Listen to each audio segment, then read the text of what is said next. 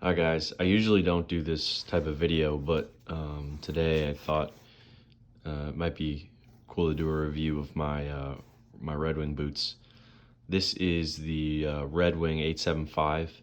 I got these about 4 years ago, and um, for most of the time that I've had them, I've just worn them as like a casual shoe. The last few months I've been using them for work, and I know a lot of people who get the Red Wing Heritage boots don't work in them. They just use them as like a fashiony boot, which I definitely did when I first got them. But when I started using them for work, I started to have my own opinions about this line of boot. So I thought I'd just share with you my thoughts. And also, a lot of, as I said, a lot of people just haven't, who've uploaded on YouTube with these boots, just haven't used them for work. So I thought I'd give my honest review of these boots. So let's start off with what I like about them. This is specifically for work, but the leather is really nice. It's just a really solid, um, thick leather that's really protective. That's great. The sole is awesome as well. Crepe soles, big fan. Um, the stitching is really good, honestly. Um, I've had a few places where stitching has gotten a little frayed, a little abrasion there. On the toe, that toe looks pretty good. Got a little chunk off the heel there, the counter. Let's see about on this boot. I don't see very much. But yeah, just the stitching is great. I've really enjoyed them. As you can probably see, I've put in these false tongues, which are nice. I got these from White's Boots.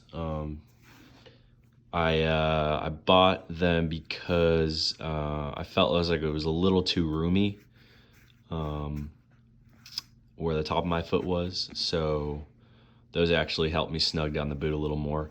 I've also put in my own insoles on top of the insoles that were given or that came with the boot.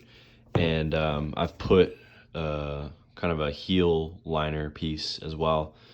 I will say I think I got these maybe a little bit too big, but having the insole in is actually kind of necessary in my opinion if you're going to work in these boots, because I really did not think that the liner that it came with was really all that good for standing around. And this was after I really broke these boots in. Um, even then, even with the molded leather insole, it really just didn't feel like enough. So I'm actually kind of glad I bought them a little big because I could fit another insole in there and they'd be good. But with that second insole and the heel liner, I can really stand in these all day. I work on a farm, so I'm on my feet pretty much 8 hours a day, pushing stuff, moving dirt. These have really held up. As I said, the leather is really great. Some things I don't like about the boot. I guess I kind of already started going into them. Just like the insole, the leather insole that it came with was really just not good enough, in my opinion, to really work in them all day. Now, that might have just been my impression, but I know some people really like the leather insole. They think, it's really molded to their foot super well, and but for me, it just wasn't good enough. The other thing is, as you probably know, these crepe soles kind of melt away, um, pretty fast. I had a bit of chunking in the front of the foot, in the sole, which is that's kind of okay. Let's see on this one as well. Looks like the outsole is kind of splitting away. But that's kind of my only negative. I think they look pretty sharp. Um, yeah, it's just a great boot. They were expensive. I think they were like $280, but I really like the leather quality. It feels super good. And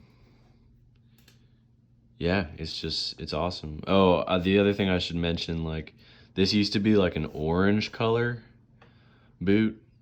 It's like the Oro Legacy leather. Um, I put some oil on these, some mink oil, a bunch of times, and it kind of darkened. Like now it's kind of like a brown. So, but I'm pretty sure that's just what mink oil does, just darkens it. So, but yeah, it's like a super, it's a solid boot. Um, these are gonna last for a long time, the uppers at least. I might have to get a resole soon.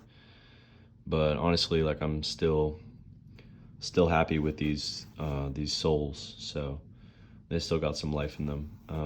I also wear Thorogoods. What are their steel-toed wedge sole boots, and those are. I honestly think it's a better boot for work. Um, but I've been wearing these recently and kicking around in them, and they've been good. So, would I recommend these for people, uh, who are on their feet all day? I'd probably recommend a Thorogood over these, but if you're kind of interested in a boot that looks good and is a classic, I guess I would recommend these as well. And that's pretty much it. Thanks for watching, and have a good day.